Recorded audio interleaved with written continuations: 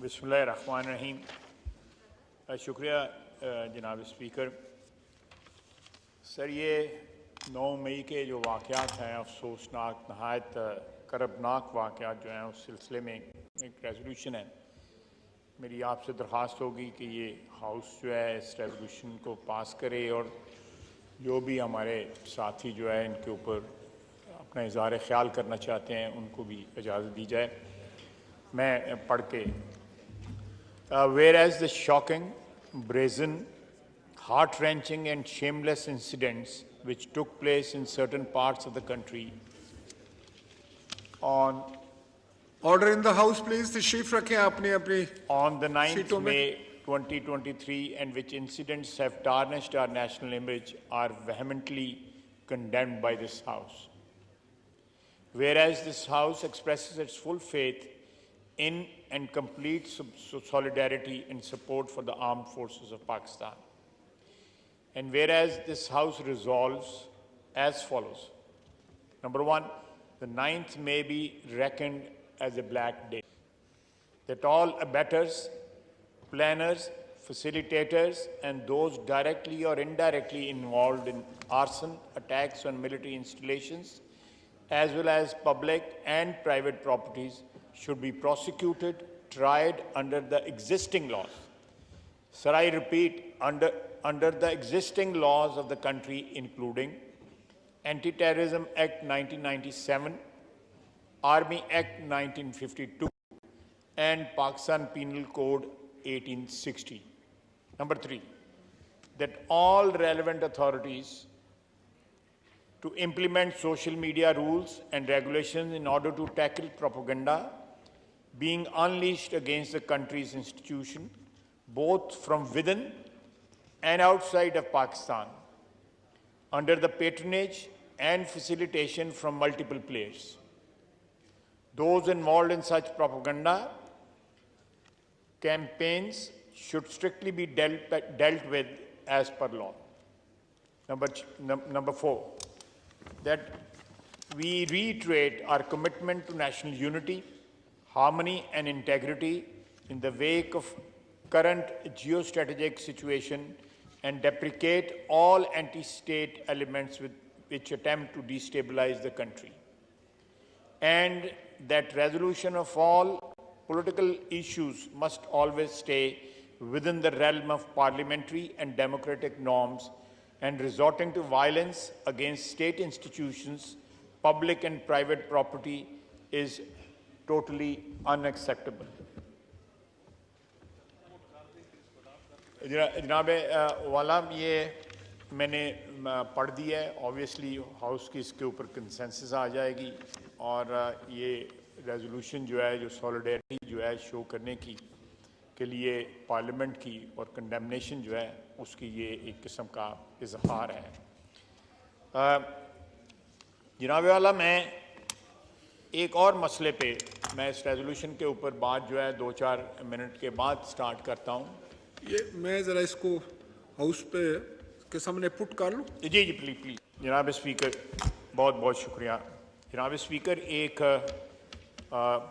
Resolution जो है एक कमीशन जो है चंद दिन पहले काबीना ने अपनी जो है मीटिंग में ये परसों तरसों जो हुई है उसमें बनाया, जो बेसिकली मुख्तसरन बात करूँगा, जो ऑडियो लीक्स है उनके मुतल्लिक़ एक कमीशन, इंक्वायरी कमीशन बनाया गया, जिनमें सुप्रीम कोर्ट के सीनियर तरीन जो जज हैं, चीफ जस्टिस साहब के बाद, और 2 हाई कोर्ट्स के जज, एक इस्लामाबाद के और बलूचिस्तान के, उनके मेंबर बनाएगी। मैं कोई खुदा न खास्ता कोई ऐसी बात नहीं करना चाहता जिससे मुझे कोई मकसूद हो कि मैं कोई अदलिया के मतलब कोई बात कर रहा हूँ, लेकिन उसका कायम करना हमने इस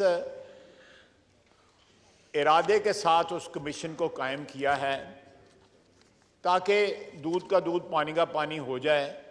ये कंट्रोवर्सी जो चल रही है उसका जो एक कंक्लूजन हो जाए कि ये लोग जो किरदार आपको ऑडियो लीक्स में नज़र आते हैं, इनका कहाँ तक, एक तो ये बात है कि उनका जो किरदार जो है एस्टैब्लिश हो कि ये वही लोग हैं, और दूसरा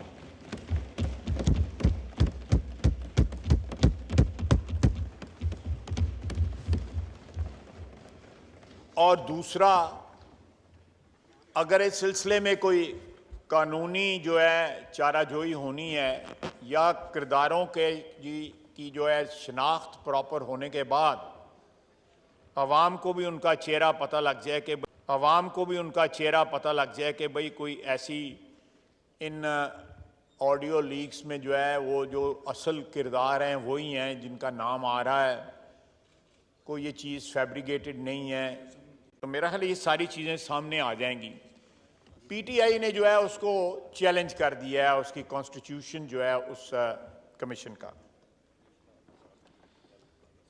उनको ये 3 जजों पे एतराज़ है कि ये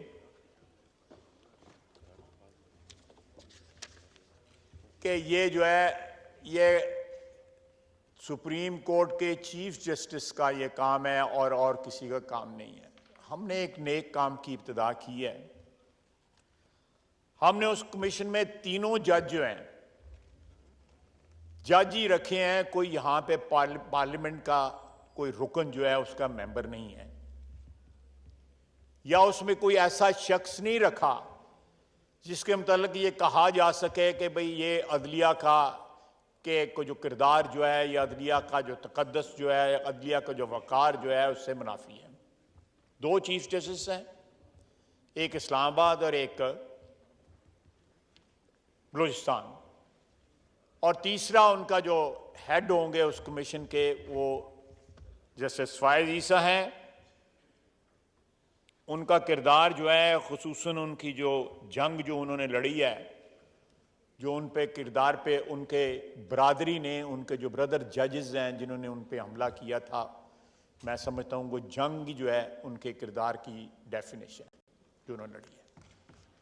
जिस तरह उन्होंने जंग लड़ी है उससे उनकी अजमत और उनका ओहदा जिस पे वो फायज हैं वो डिफाइन होता है।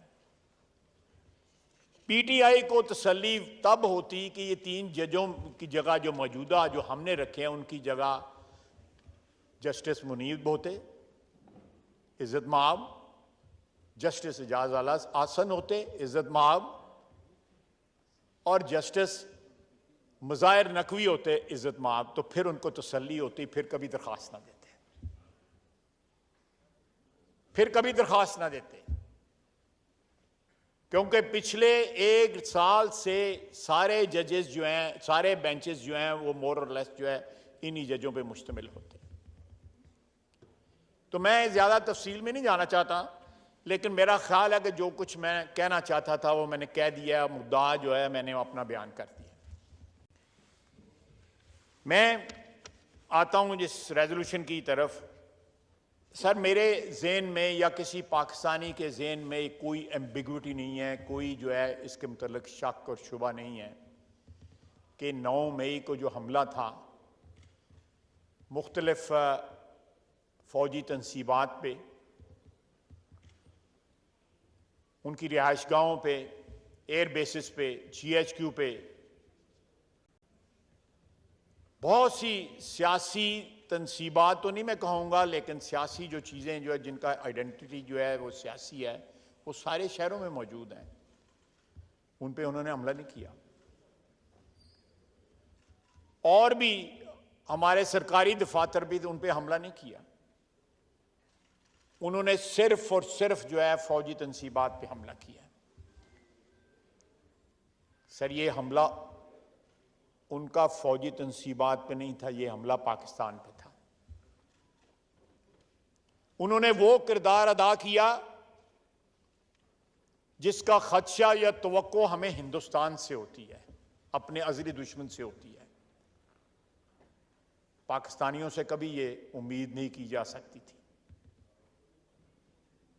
जिन लोगों ने इश्तियाल दिलवाया, अब वो हमारे पुराने सिपा सलारों के साथ जो है अपनी रिश्तेदारी गिनवा रही हैं। जिस वक्त अटैक करने के लिए लोगों को इश्तियाल दिलाया जा रहा था, उस वक्त उनको वो रिश्तेदारी याद नहीं थी। हम लोग सियासतदान हैं जनाब, सियासी बरादरी हैं। फौज का अदारा ISP आज मौजूद है जो उनकी पोजीशन के मुतल्लिक़ जो है दिफा भी कर सकता है और एक्सप्लेन भी कर सकता है। लेकिन बसीयत पाकिस्तानी, बसीयत पार्लियामेंटेरियन, बगैर किसी जमात की जो है वाबस्तगी का रेफरेंस देते हुए या वाबस्तगी का कोई लिहाज रखते हुए, हर पार्लियामेंटेरियन का फर्ज है कि वो फौज का 9 मई के वाक़यात को मद्देनज़र रखते या उस बैकड्रॉप में उस अदारे का दफा वैसे भी हम पे लाजम है, लेकिन 9 मई के वाक़यात के रेफरेंस से ये हम पे लाजम बन जाता है, यकीनी तौर पे लाजम बन जाता है कि हम उस फौज का दिफा करें। मसलन हमारे एयर बेसिस के ऊपर हिंदुस्तान हमला करता रहा है। यह पहली दफा है कि मियांवाली एयर बेस के ऊपर पाकिस्तानियों ने, जो बज़ाहिर पाकिस्तानी हैं, उन्होंने हमला किया है। एक साबिक वजीर आजम के नाम लेवाओं ने हमला किया है। उसने इसका इश्तियाल दिलाया कि आप लोग जो है सिंगुलरली उन्होंने जो है आइडेंटिफाई किया फौजी तंसीबात को। यहां में पिंडी में वो जो शख्स कहता था कि मैं, ये राना सनाउल्लाह साहब बैठे हैं, जो कहता था कि मैं अल्लाह को जान देनी है, वो लोगों को इश्तियाल दिलाता रहा कि GHQ पे हमला करो। जान नहीं दी उसने। ये बेगुनाह राना सनाउल्लाह यहां बैठा हुआ है, बेगुनाही का एक पूरा सबूत है, लेकिन उसको गैरत नहीं आई। लेकिन जनाबे वाला, क्यों सोचने का मुकाम है, 22 करोड़ आवाम का ये सोचने का मुकाम है कि क्यों जो है वो कोर कमांडर के घर को चुना गया लाहौर में, शोहदा की यादगारें चुनी गई। जनाबे वाला, जो कौमें मोहसिनों को याद नहीं रखती, उनकी तकरीम नहीं करती, उनकी कुर्बानियों का एहतराम नहीं करती, तारीख उन कौमों को माफ नहीं करती। खुदा न खास्ता मैं ये लफ्ज नहीं इस्तेमाल करना चाहता, वो कौमें मिट जाती हैं जो अपने मोहसिनों की कुर्बानियां याद नहीं रखती। निशाने हैदर जो है हमारे, जिन्होंने अल्टीमेट कुर्बानी दी नहायत बहादुरी के साथ,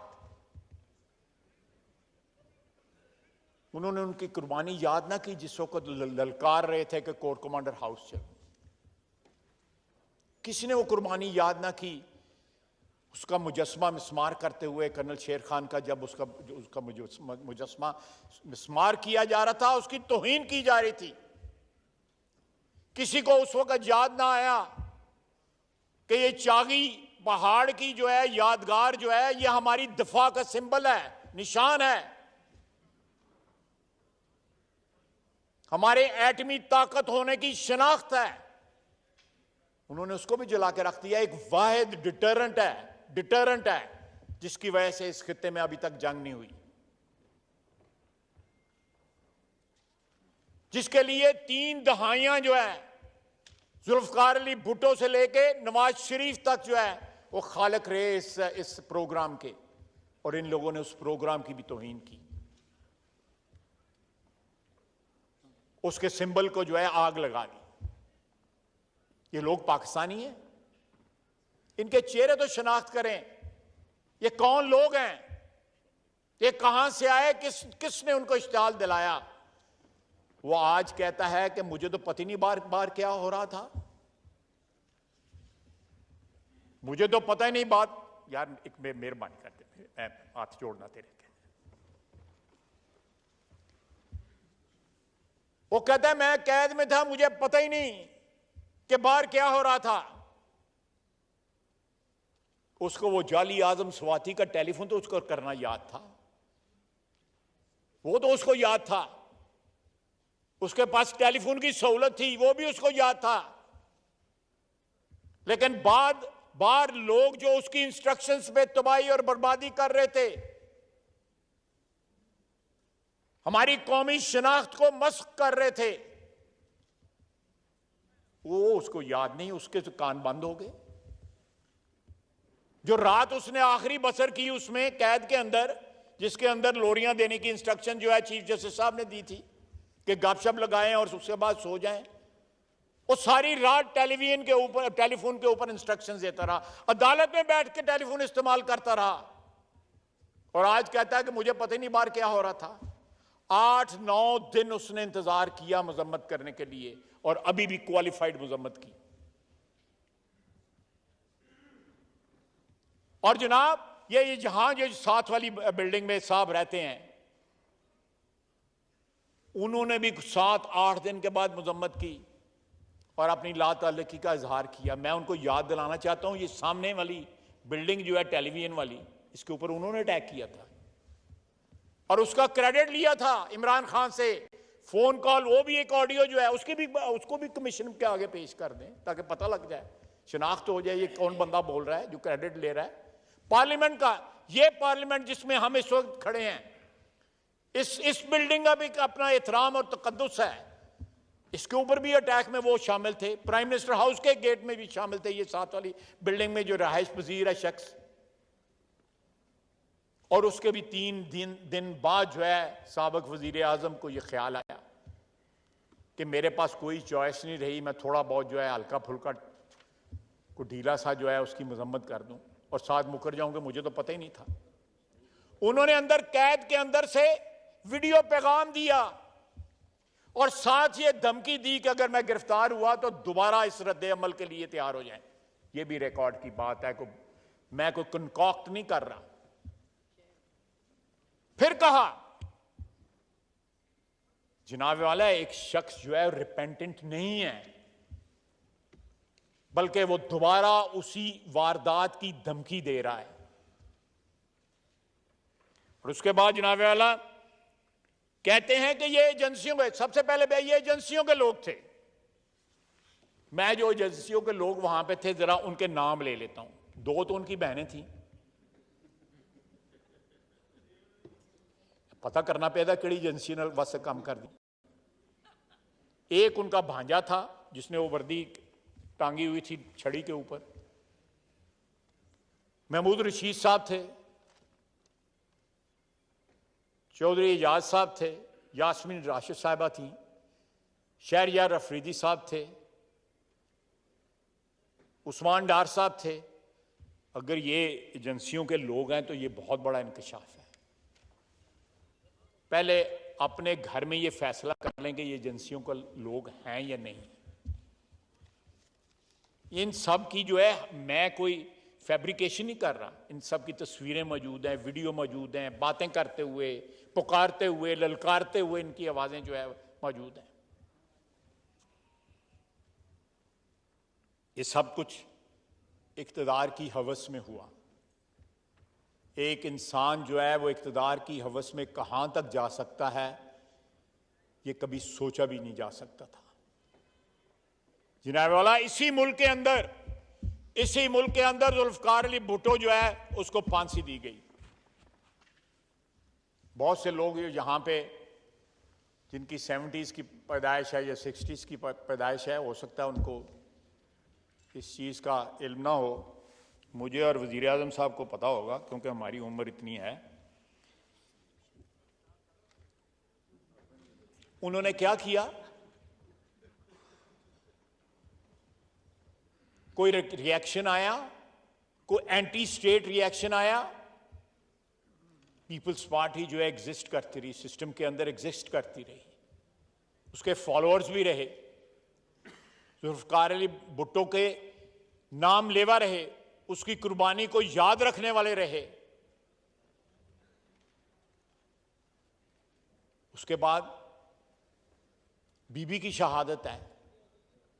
उस वाक़े के बाद जो है राइटली ये एक्सपेक्ट किया जा रहा था कि पाकिस्तान के तूलो अर्ज में जो है वो डिस्टर्बेंसेस होंगे, एक जज्बाती किस्म का रिएक्शन जरूर आएगा, लेकिन नहीं। पाकिस्तान की आइन की जो चारों उसके पैरामीटर्स हैं या जो उसके हदूद हैं, उसके अंदर रह के इलेक्शन लड़ा गया और पाकिस्तान खप्पे का ज़रदारी साहब ने नारा लगाया। क़यामत गुजर गई, लेकिन उसका रिएक्शन जो है रियासत के खिलाफ ना आया। इलेक्शन लड़ा उन्होंने, वजीर आज़म बने, आप वजीर आज़म बने, गिलानी साहब वजीर आज़म बने, 5 साल मुकम्मल किए, जमहूरी सफ़र जो है वो जारी रहा।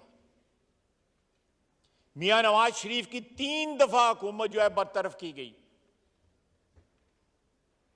बसीयत वजीर आज़म वो एक जाली JID के आगे पेश होता रहा, अदालतों में पेश तो होता रहा, जो अदालतें रिग्ड थी, इस पर्पस के लिए बनाई गई थी कि उसको सजा देनी है।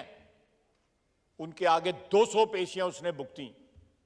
उसने गिरफ्तारी से इनकार ना किया, उसने वारंट्स की तामील से इनकार ना किया, उसने हमारे अदालती निज़ाम के आगे, हमारे जो सो कॉल्ड उस वक्त इंसाफ का जो सिस्टम था उसके आगे सर झुकाया कि ये स्टेट इंस्टीट्यूशन है, ये हमेशा हमेशा के लिए जो है दागदार हो जाएंगी, इनकी इज्जत जो है, एहतराम जो है तार तार हो जाएगा। मैं आपको पाकिस्तान की तारीख का हवाला दे रहा हूं इसलिए कि ताकि जो 9 मई के वाकयात हैं आप उनके साथ उसका मुआवजा कर सकें, पाकिस्तान के शहरी उसका मुआवजा कर सकें। इक़्तिदार मुस्लिम लीग के पास आता रहा, जाता रहा, पीपल्स पार्टी के पास आता रहा, जाता रहा, बेइंसाफियां होती रहीं, बर्दाश्त करते रहे, सियासी वर्कर थे हम, आज भी हैं और आज भी ये पार्टियां जिंदा हैं। हम गिरफ्तार हुए, असी तो नहीं गड्डी तो थले लाके दौड़ ला ली, अपने आप में खाम खा साथ चढ़ा लिया।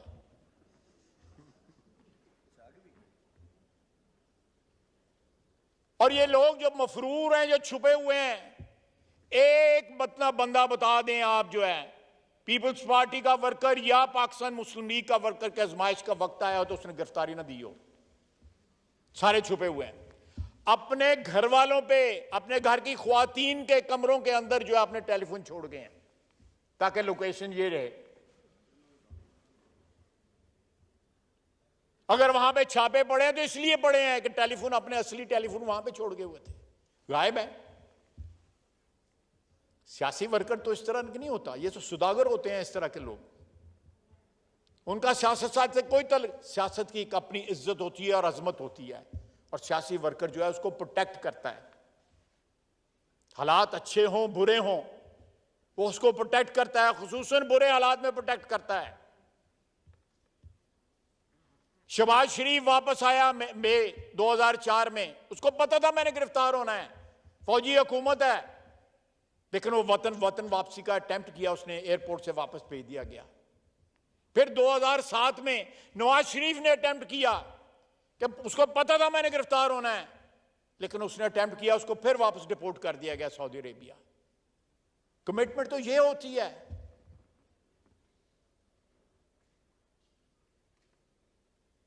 जनाबे वाला, एक कमिटमेंट ये नहीं होती कि दौड़ लगा जाओ और सारा घेरा डलवा लो, इस जमान पाक में कोई शख्स नहीं पर नहीं मार सकता, और बलवे करवाने। वहां पे एक DIG है, अल्लाह उसको सेहत दे, उसकी आंख जाया हो रही है, सियालकोट का है, चुविंडे का, उसकी आंख जाया हो रही है। इन्होंने क्या क्या सलूक नहीं किया हमारी लॉ एनफोर्समेंट जो हमारी एजेंसीज हैं उनके साथ। इज्जत वाले वकार वाले लोग जो है सरेंडर करते हैं कानून के आगे, गिरफ्तारी से डरते नहीं हैं, लेकिन उसके लिए इज्जत और वकार जो है ये 2 इंग्रेडिएंट होने बहुत जरूरी हैं जो नहीं है इनमें। जनाब स्पीकर,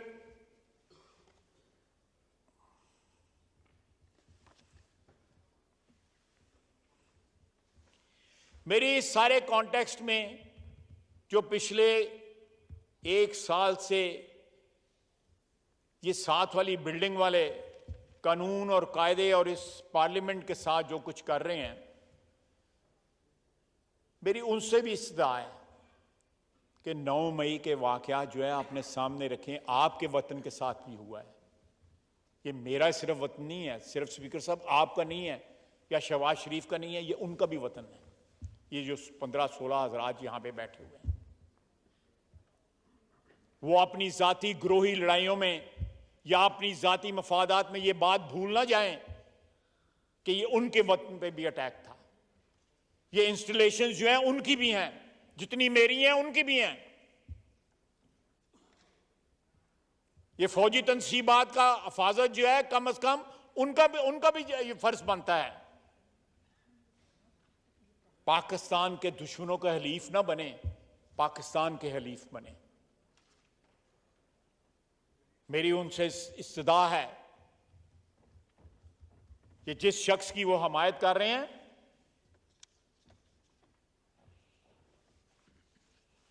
ये जिस शख्स की वो हमायत कर रहे हैं, वो किसी का वफादार नहीं है, सिर्फ अपनी जात का वफादार है। उसको कैद के दौरान जो है कोई याद नहीं आया। आप पूछ लीजिएगा 2 दिन जो 3 दिन जो कैद रहा है, को अंदर क्या याद करता रहा है।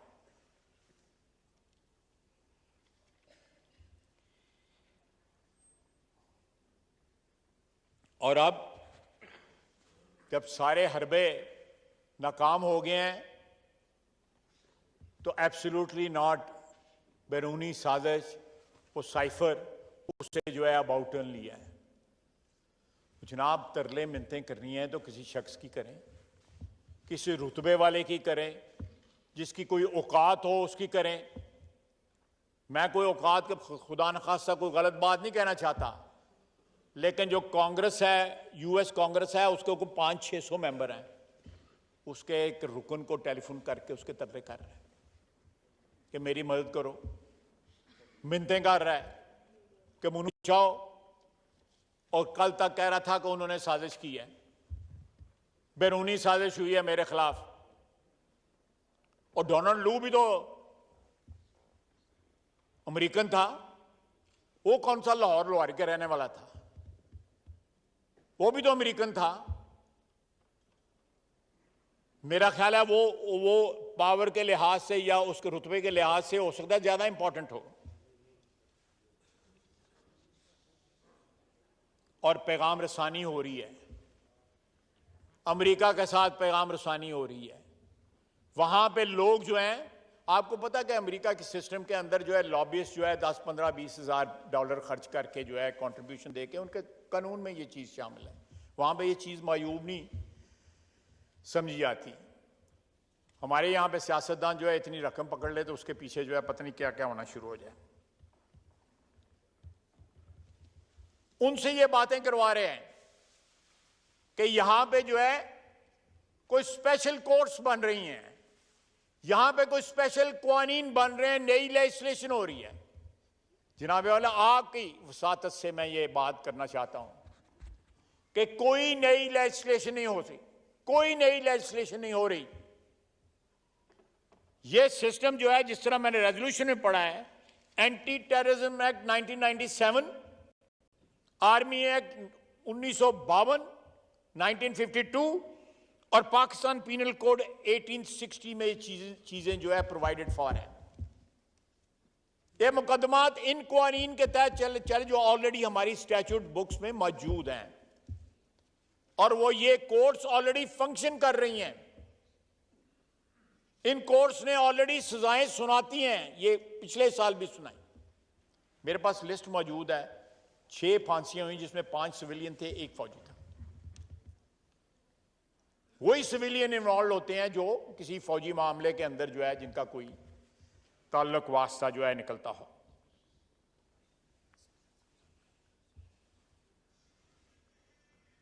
अब ये प्रोपेगेंडा करके कि मुझे इमरान खान कहता है कि मुझे ये विक्टिम बनाने के लिए, मेरी आवाज़ दबाने के लिए नई लेजिस्लेशन कर रहे हैं, नए स्पेशल कोर्ट्स बना रहे हैं। मैंने आज CNN पे उसका इंटरव्यू सुना।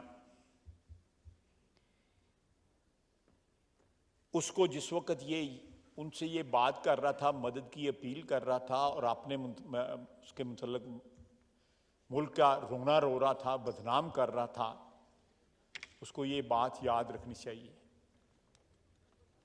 कि पाकिस्तान ने अमेरिका के आगे अपने शेयरी बेचे थे और अमेरिका ने खरीदे थे, क्या वो ट्रांजैक्शन जो थी लॉफुल थी? ना पाकिस्तान के लिए लॉफुल थी और ना अमेरिका के लिए लॉफुल थी।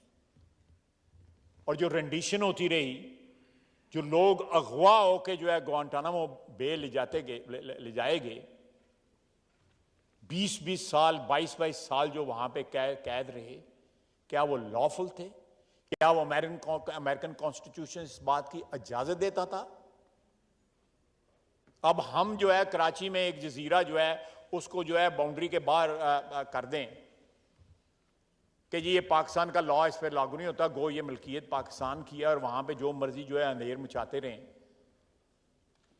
तो कानूनी नहीं होगा। सर ये रेट ऑफ हैबियस कॉर्पस जो है जब इन्वेंट की गोरों ने, यूनाइटेड किंगडम ने, ग्रेट ब्रिटेन ने, तो लॉर्ड कॉर्नवालिस ने वो लॉ बनाया था। और वो लॉज में 2-3 जगह उन्होंने एग्जेम्प्ट कर दी थी कि यहां पे ये रिट जो है ये एप्लीकेबल नहीं होगी।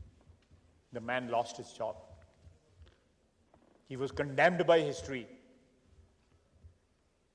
अमेरिका का ये रिकॉर्ड जो है रेंडिशन का, और यहां से बंदे खरीद के, हमारा रिकॉर्ड तो गंदा है ही है, जिन्होंने बेचे। आज नहीं पाओ, किताब में इतराफ किया हुआ है जनरल मुशर्रफ ने। उनसे ये मदद मांग रहा है जिनका ये रिकॉर्ड है। मैं ये स्टोरी इसलिए आपको सुनाई है, उनसे ये मदद मांग रहा है जिनका ये रिकॉर्ड है ह्यूमन राइट्स में, जिनको फलस्तीन और कश्मीर में ह्यूमन राइट्स की वायलेशन नजर नहीं आती। उनसे ये अपील कर रहा है, और अपील अपनी फौज के खिलाफ कर रहा है, अपने वतन के मुहाफिजों के खिलाफ कर रहा है। आज भी एज वी स्पीक शहादतें हुई हैं हमारे फौजियों की। कोई दिन नहीं जाता दहशतगर्दी के खिलाफ जंग में हमारे फौजियों की, एफसी की, पुलिस की शहादतें ना हो। पेशावर में देख लें,